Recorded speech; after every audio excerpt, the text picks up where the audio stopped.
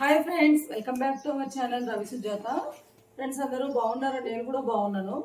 ఈ రోజు అయితే ఒక బాధాకరమైన టాపిక్ మీద అయితే మేము ముందుకు వచ్చేసాను ఫ్రెండ్స్. నాకైతే చాలా అంటే చాలా బాధ అనిపించింది ఈ వీడియో చూడగానే. ఈ వీడియో కూడా నేను యూట్యూబ్లోనే చూసాను ఫ్రెండ్స్. నిజంగా పోలీస్ వాళ్ళు మొత్తం మ్యాటర్ మొత్తం బయటకు తీసుకొచ్చారు. అలాంటి హార్ట్గా ఉంటుంది ఈ టాపిక్ అయితే. ఒక మనం ఎవరు కూడా కానీ ఫ్రెండ్స్, ఇప్పుడు చిన్నపిల్లలు ఉంటారు కదా, చిన్నపిల్లల్ని మనము చాలా బాగా చూసుకోవాలి. పేరెంట్స్గా మనం చాలా బాగా చూసుకోవాలి. వాళ్ళకి ఫుడ్ ఇవ్వాలి, మంచి ఆహారం. మరి వాళ్ళని చాలా గొప్పగా పెంచకపోయినా కానీ వాళ్ళకి అవసరానికి తగ్గ ఫుడ్ ఇవ్వాలి, బట్టలు కానీ, చదివించడం కానీ, వాళ్ళని ఒక ప్రొటెక్ట్ అయితే చేయాలి పేరెంట్స్ అన్న వాళ్ళు. అలాంటి పేరెంట్స్ ఒక ఫ్యామిలీ కథ ఫ్రెండ్స్ ఇదైతే. ఈ స్టోరీ వచ్చేసి మనకు ఎక్కడంటే తిరుపతి దగ్గర ఒక పక్కన విలేజెస్లో అయితే జరిగింది ఇది. ఒక ఫ్యామిలీ ఉంటారు ఫ్రెండ్స్ అక్కడ. వాళ్ళకేమో ఒక బాబు 8 years బాబు, 8 సంవత్సరాల బాబు ఉన్నాడు. అలా ఉన్నప్పుడు ఆ బాబుకి వాళ్ళ డాడీ చనిపోయాడు ఫ్రెండ్స్. వాళ్ళ డాడీ చనిపోయిన తర్వాత వీళ్ళకి పొట్టకూటి కోసం అంటే తినడమే కష్టమైపోయింది అనమాట. చాలా కష్టపడి సంపాదించుకునే వాళ్ళు అనమాట తినడానికి. ఆ క్రమంలోనే ఆమె ఏం చేసిందంటే ఒక 40,000 వేరే వాళ్ళ దగ్గర అప్పు చేయాల్సి వచ్చింది. 40,000 వేరే వాళ్ళ దగ్గర అప్పు చేయాల్సి వచ్చినప్పుడు ఆమె అప్పు చేసిన తర్వాత అప్పు తీర్చలేకపోయింది. అప్పు అయితే నేను ఇంతకు ముందే ఒకసారి మా హస్బెండ్ వీడియోలో కూడా చెప్పాను ఫ్రెండ్స్, అప్పు చేసి తినకు, కడుపు నిండుతుంది కానీ అప్పు చేసి తింటే అప్పు అయితే తీరదు అని చెప్పారు. మనకి రూపాయి సంపాదించడం చాలా కష్టం, ఖర్చు పెట్టడం చాలా ఈజీ. ఇప్పుడు జాబ్ ఉన్న వాళ్ళు ఇలాంటి వాళ్ళు సంపాదించగలుగుతారు. ఇప్పుడు మన చేతిలో చదువు లేక, జాబ్ లేక, ఎవరు పని ఇవ్వకుండా ఉన్నప్పుడు మనకి రూపాయి సంపాదించాలంటే చాలా అంటే చాలా కష్టం. మనం అనుకోవచ్చు ఏంటి రూపాయి గురించి తను ఇలా చెప్తున్నారు అనేసి. చాలా అంటే చాలా కష్టం ఫ్రెండ్స్. అలాంటప్పుడే వాళ్ళ హస్బెండ్ చనిపోతే ఆ ఫ్యామిలీలో ఆమె 40,000 వేరే వాళ్ళ దగ్గర అప్పు చేయాల్సి వచ్చింది. ఆ అప్పు చేసిన తర్వాత కొన్ని రోజులు చూసిన తర్వాత ఈమె అప్పు తీర్చలేకపోయింది. అప్పు తీర్చలేకపోయినప్పుడు అప్పిచ్చిన వాళ్ళు ఏమన్నారంటే, ఆ ఫ్యామిలీ అప్పిచ్చిన ఫ్యామిలీ ఏమన్నారంటే, అప్పు తీసుకున్న వాళ్ళకు, నువ్వు అప్పు తీర్చలేకపోతున్నావు, తీరిస్తే అప్పు తీర్చు, లేకపోతే మీ కొడుకున్నాడు కదా, మీ కొడుకుని తీసుకొచ్చి మాకు ఇంట్లో పెట్టు పని చేయడానికి, నువ్వు ఎప్పుడైతే అప్పు తీరుస్తావో అప్పుడు నీ కొడుకుని తీసుకెళ్ళు అని చెప్పారనమాట వాళ్ళు. దానికి ఈమె చేసేది ఏమీ లేక వీళ్ళ కొడుకు 8 years మాత్రమే ఫ్రెండ్స్. వీళ్ళ బాబుకి అయితే ఆ 8 years అయితే వీళ్ళ బాబుకి ఆ బాబుని తీసుకెళ్ళి వాళ్ళ ఇంట్లో పెట్టేసింది. అంటే ఆమె ఏ అప్పు తీర్చలేక పెట్టేసింది అనమాట. అలా వాళ్ళ కొడుకు అంటే ఆమెకు చాలా ప్రేమే ఫ్రెండ్స్. వాళ్ళ బాబుని తీసుకొచ్చిందని పని చేయడానికి ఇంట్లో పెట్టమనగానే ఆమె ఇంకా చేసేది ఏమీ లేక వాళ్ళ బాబుని తీసుకెళ్ళి 8 years బాబుని ఆ అప్పు ఎవరి దగ్గర అయితే తీసుకుందో వాళ్ళ ఇంట్లో పని చేయడానికి అప్పగించేసి, నేను ఒక్క నెల రోజులు టైం ఇస్తే నేను మీ 40,000 మీకు ఇచ్చేసి నా బాబుని నేను తీసుకెళ్తాను అని చెప్పేసి వాళ్ళకి చెప్పి వెళ్ళిపోయింది. అలా వెళ్ళిన తర్వాత ఆమె ఏం చేసిందంటే ఒక 9 నెలల వరకు రాలేదనమాట. డబ్బు కట్టలేదు, బాబుని చూడడానికి కూడా రాలేదు ఫ్రెండ్స్. అర్థమైంది అనుకుంటాను. బాబుని చూడటానికి రాలేదు, డబ్బు కట్టడానికి కూడా రాలేదు ఆమె. 9 నెలల తర్వాత వచ్చి నేను ఇలా డబ్బు కట్టేస్తాను, మా బాబుని నాతో పంపించేసేయి అని అడిగింది అనమాట అప్పు తీసుకున్న వాళ్ళ దగ్గర. అలా అడగగానే వీళ్ళు ఏం చేశారంటే, ఆ తల్లికి మీ బాబుని ముందు చూడాలి, మేము చూపించాలి అంటే మీరైతే 40,000 అప్పు కట్టేయాలి ఫస్ట్ అని ఈమెకి గట్టిగా చెప్పారు. ఆమె చూపించండి, చూసి వెళ్తాను, వెళ్ళిన తర్వాత నేను తీసుకొస్తాను అని చెప్పేసి 40,000 తీసుకొస్తాను అని చెప్పేసి ఎంత అడిగినా కానీ వాళ్ళు బాబుని అయితే చూపించలేరు. అప్పు కట్టందే మేము చూపించము, పంపించము కూడా, నువ్వైతే తీసుకురావాలి అని చెప్పిందని ఆమెను పంపించేశారు.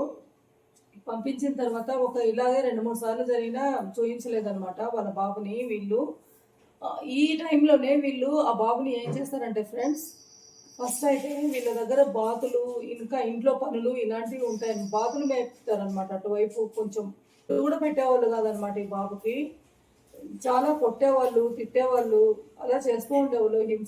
హింస అనేది ఎలా ఉంటుంది అంటే అలా చేసేవాళ్ళు అనమాట. హింసకి మారిపోయారు అన్నట్టు బాబుని కొట్టడము, తిట్టడము, పని చేయమని చెప్పడము, బాతుల్ని తీసుకెళ్ళమనడము, నెక్స్ట్ వచ్చేసిందని సరిగా ఫుడ్ పెట్టకపోవడము, ఇలాంటివన్నీ ఉన్నప్పుడు అతనికి చాలా నీరసంగా అనారోగ్యానికి అయితే పాలవుతాడు ఫ్రెండ్స్. నిజంగా ఆ బాబు, చిన్న బాబు ఎన్ని రోజులని చేస్తాడు అంత కష్టం పని. అలా చేసి చేసి ఒక రోజు ఏం చేస్తాడంటే కళ్ళు తిరిగి కింద పడిపోతాడు. కళ్ళు తిరిగి కింద పడినప్పుడు ఫీవర్ వస్తుంది అతనికి, బాగా ఫీవర్ వచ్చేసి కళ్ళు తిరిగి కింద పడిపోతాడు. వీళ్ళేమో హాస్పిటల్కి తీసుకెళ్తారు అనమాట బాబుని. అంటే ఎవరైతే అప్పు ఇచ్చారో వాళ్ళు, ఎవరింట్లో ఉన్నాడు బాబు, ఆ పేరెంట్ వాళ్ళైతే ఆ ఫ్యామిలీ అయితే బాబుని తీసుకెళ్తారు హాస్పిటల్కి. తీసుకెళ్ళిన తర్వాత వాళ్ళు ఏం చేస్తారంటే కొన్ని మందులు ఇచ్చిందని పంపించేస్తారు. వీటిని వేయండి తగ్గుతుంది అని చెప్పి పంపించారు. పంపించిన తర్వాత నెక్స్ట్ డే కూడా బాబుకి ఏ మాత్రమూ తగ్గలేదు. కళ్ళు తిరిగి మళ్ళీ పడిపోయేసరికి హాస్పిటల్కి తీసుకెళ్లారు.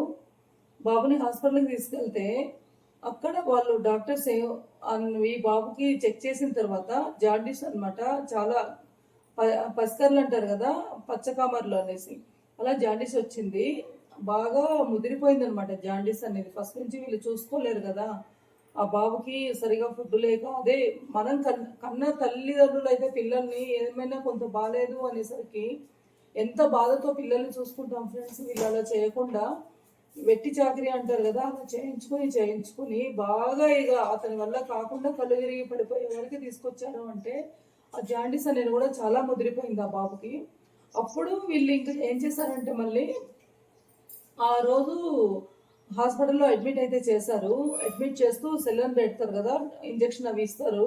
ఇచ్చిన తర్వాత ఈ బాబు ఆ రోజు నైట్ చనిపోతాడు, బతకడు అనమాట. బాబు నైట్ చనిపోతాడు. చనిపోగానే వీళ్ళు వాళ్ళ అమ్మకి ఇన్ఫామ్ చేయకుండా, బాబు వాళ్ళ తల్లికి, వాళ్ళ అమ్మ అయితే ఉంటుంది కదా బాబుకి, ఆ తల్లికి అయితే ఇన్ఫామ్ చేయకుండా ఈ బాబుని తీసుకెళ్ళి వాళ్ళు ఎక్కడ ఏరియాలో అయితే హాస్పిటల్లో చూపించారో అదే ఏరియాలో ఫ్రెండ్స్. ఇక్కడ ఇంకొక విషయం చెప్పాలి మీకు. తిరుపతి ఎక్కడ వీళ్ళు ఇలాగే తమిళనాడు సైడ్ ఇలా ఇలా ఇలా బాతులు మెప్పుకుంటూ అలా వెళ్ళిపోయేవాళ్ళు వలసలాగా. ఈ ఫ్యామిలీ వీళ్ళు చెప్తున్నాను కదా, ఇట్లా తమిళనాడు సైడు అలా వెళ్ళిపోయారనమాట. వెళ్ళిన తర్వాత అక్కడే హాస్పిటల్లో తమిళనాడులోనే ఇలా జరిగింది, చనిపోయిండేదన్నీ కూడా. తిరుపతి ఎక్కడ ఫ్రెండ్స్, అక్కడి నుంచి అక్కడికి. అలా జరిగిన తర్వాత అక్కడే ఒక బీచ్ లాగా ఉంటుంది కదా చెరువు, ఆ చెరువులో ఈ బాబుని ఎవరికి తెలియకుండా తీసుకెళ్ళి పూడ్చిపెట్టేస్తారు. ఎందుకంటే వాళ్ళ అమ్మకి ఇన్ఫార్మ్ చేయలేదు, పోలీస్ కంప్లైంట్ ఇవ్వలేదు, ఏం చేయలేదు అనమాట. వాళ్ళు తీసుకెళ్ళిందని ఎవరికి ఏమీ చెప్పకుండా పూడ్చిపెట్టేస్తారు ఆ బాబునైతే. వీళ్ళు ఏమనుకున్నారంటే ఫ్రెండ్స్, పూడ్చిపెట్టి అయిపోయిన తర్వాత ఇక ఏమీ తెలియనట్టు సైలెంట్గా ఉండిపోయారు. ఆ బాబు గురించి ఎవరికి కూడా చెప్పలేదన్నమాట. ఈ కన్న తల్లి మళ్ళీ వచ్చిందని 40,000 తీసుకొచ్చి, అదిగో నేను 40,000 తీసుకొచ్చాను, నా బాబుని నాకు పంపించండి అని అడిగింది వాళ్ళను. అడిగిన తర్వాత వీళ్ళు ఏం చేశారంటే ఆ 40,000 తీసుకున్న తర్వాత మీ బాబు మా దగ్గర అయితే లేడు, ఎక్కడో పారిపోయాడు, బాతుల్లో కూడా సరిగా మేపకుండా పనులన్నీ ఎక్కడో అక్కడ ఎగ్గొట్టేసి మా దగ్గర లేకుండా వెళ్ళిపోయాడు, మా దగ్గర లేదు అని చెప్పేసి అడ్డంగా వాదించారనమాట ఆ కన్నతల్లితోని.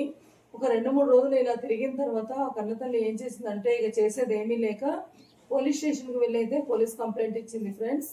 పోలీస్ కంప్లైంట్ ఇచ్చిన తర్వాత అక్కడ ఆ పోలీస్ వాళ్ళు ఇదంతా విన్న తర్వాత ఈ కన్నతల్లి దగ్గర నుంచి ఇట్లా నేను 40,000 అప్పు తీసుకున్నాను, మా హస్బెండ్ ఇలా చనిపోయారు, అప్పు తీర్చలేకపోయాను, ఆ క్రమంలోనే మీ కొడుకుని మా దగ్గర పనికి పెట్టండి, మీరు ఎప్పుడైతే 40,000 అప్పు తీరుస్తారో ఆ రోజు మీ బాబుని తీసుకెళ్ళండి అని చెప్పారు. అందుకే పెట్టాను. నేను ఇప్పుడు 1 రోజుల్లో తీర్చలేకపోయినాను, 9 నెలల తర్వాత ఇప్పుడు వెళ్ళి అడిగితే నా బాబుని ఎక్కడో వెళ్ళిపోయాడు, లేడు అని చెప్తున్నారు, 40,000 అప్పు కూడా కట్టేశాను.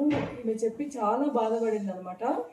అలా బాధపడిన తర్వాత పోలీసు వాళ్ళు వచ్చిందని వీళ్ళని అడిగి విచారించి ఇవన్నీ చేయగా బయటపడింది ఏంది అంటే, విచారించే క్రమంలో అరెస్ట్ చేసి విచారించే క్రమంలో ఏం జరిగింది అనేది మొత్తము చెప్పాడు.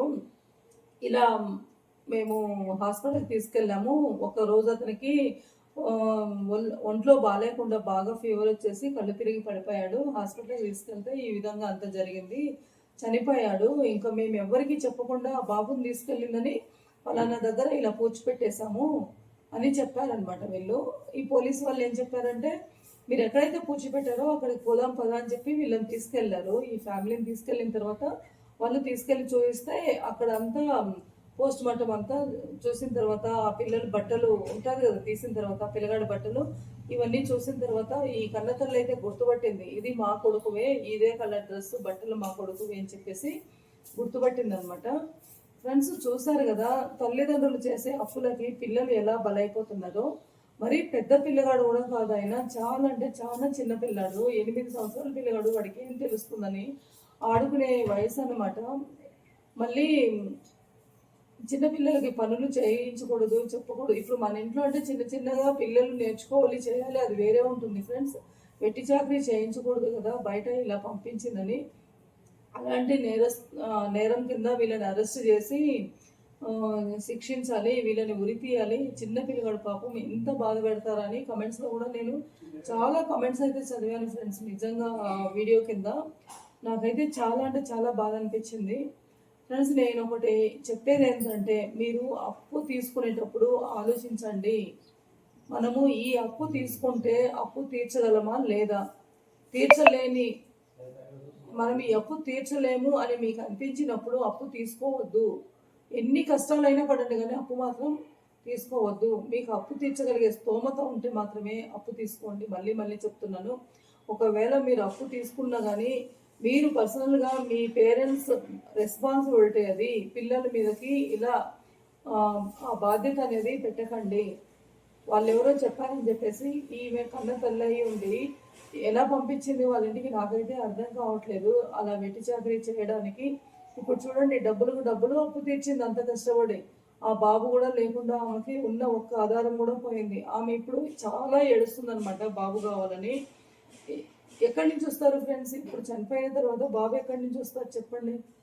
అందుకే మళ్ళీ మళ్ళీ చెప్తున్నాను ఫ్రెండ్స్, పిల్లల్ని మాత్రం జాగ్రత్తగా చూసుకోండి. ఎవరిని నమ్మి ఎవరి దగ్గరికి పంపకండి. మీ పిల్లలు రెస్పాన్సిబిలిటీ మీదే. ఏ విషయంలో కూడా కానీ మళ్ళీ మళ్ళీ చెప్తున్నాను ఫ్రెండ్స్. ఈ విషయం అయితే ఈ టాపిక్ మీతో షేర్ చేసుకోవాలని నాకు అనిపించింది కాబట్టి నేను ఈ వీడియో అయితే చేశాను ఫ్రెండ్స్. ఈ వీడియో మీకు అందరికీ మీ దాకా చేరిన తర్వాత కరెక్టా రాంగా అనేది కమెంట్ బాక్స్లో కమెంట్ అయితే చేయండి ఫ్రెండ్స్. ఓకే ఫ్రెండ్స్, నెక్స్ట్ వీడియోలో అయితే మళ్ళీ కలుసుకుందాము. ఈ వీడియో చూసిన తర్వాత అందరూ కూడా లైక్ చేయండి, షేర్ చేయండి, కమెంట్ చేయండి. కొత్తగా చూస్తున్న వాళ్ళు ఎవరైనా ఉంటే మాత్రం తప్పకుండా సబ్స్క్రైబ్ అయితే చేయండి ఫ్రెండ్స్. రవి సుజాత ఛానల్ని సపోర్ట్ చేయండి. అలాగే స్టిచ్ బై సుజాత, ఇంకా తమిళ రవి సింగం, ఇవన్నీ కూడా మీరు సపోర్ట్ చేయండి friends. Okay friends, thank you. మళ్ళీ ఇంకొక మంచి టాపిక్తోనైతే మీ ముందుకు వస్తాను. బాయ్ ఫ్రెండ్స్ అందరికీ.